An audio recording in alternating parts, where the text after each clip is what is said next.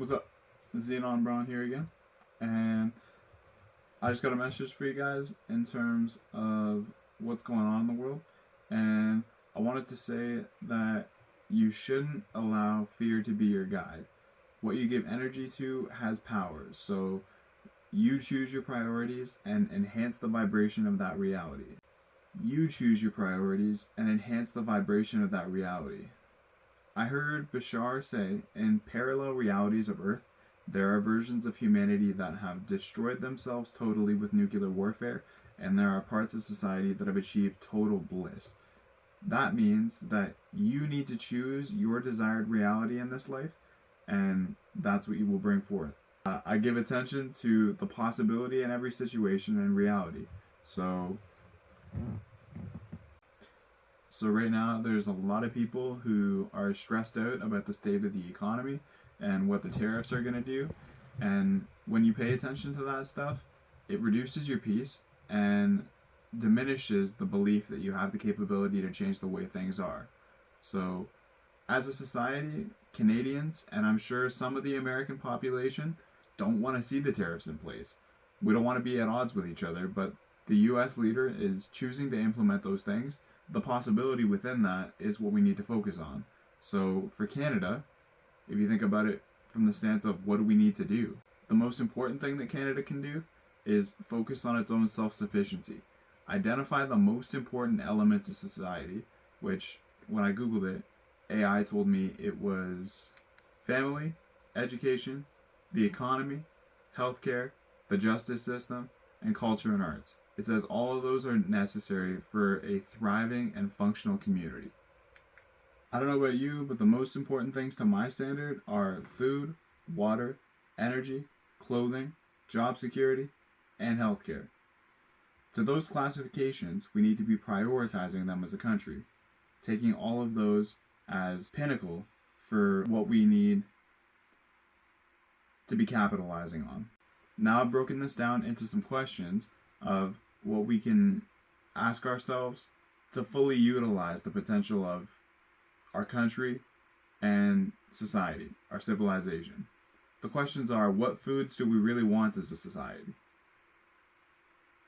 When it comes down to carnivores, omnivores, and herbivores, how do we properly utilize the food system that we have in a better way so that grocery stores aren't just throwing stuff away and we have a better sense of distribution of proper resources? Then, what can we do to properly utilize our water? What forms of energy can we innovate on and bring to our nation? What ways can we take our power back to the Canadian economy? These are key questions that I have identified that we need to focus on.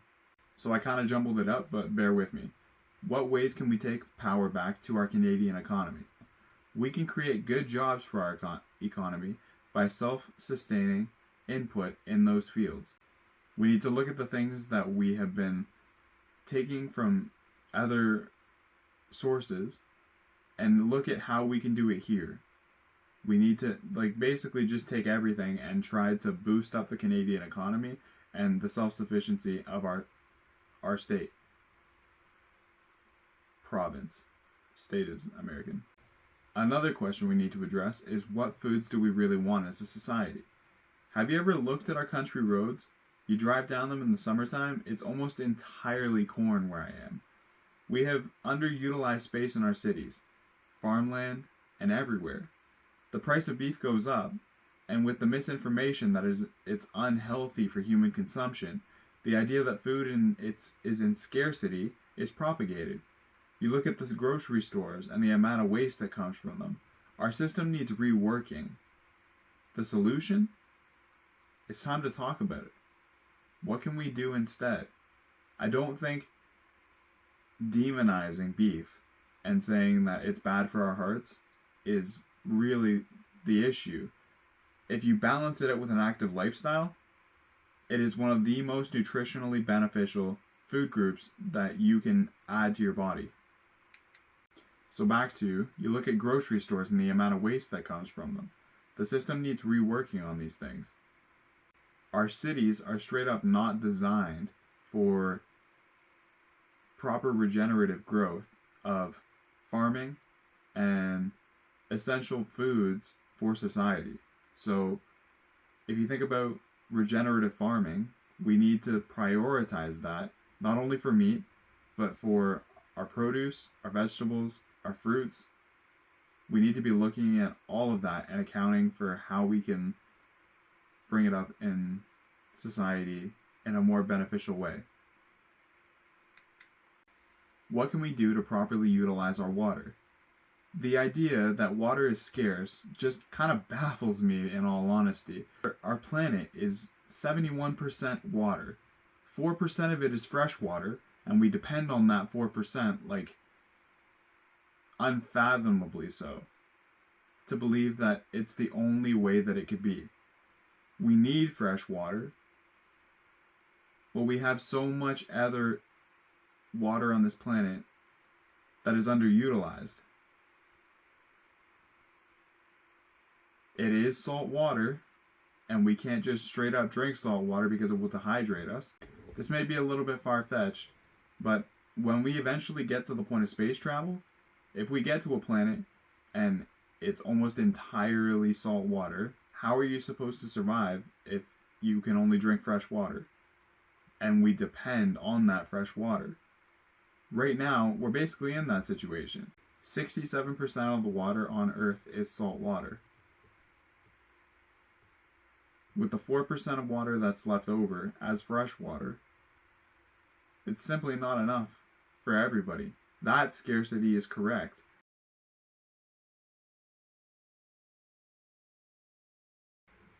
The idea that food is too scarce, if it wasn't thrown away, we'd have more than enough to go around.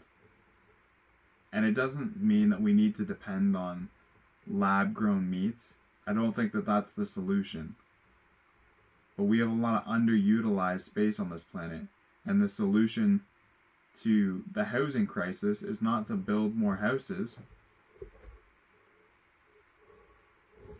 It's to properly utilize the land.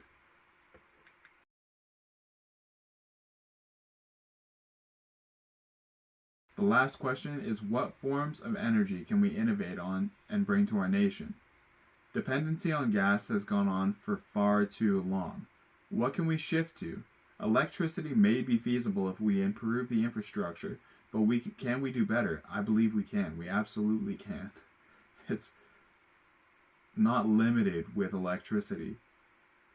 Our roads are not designed, they're not designed for properly utilizing the grid. Asphalt and concrete was a terrible idea. Tires, we need to move past that.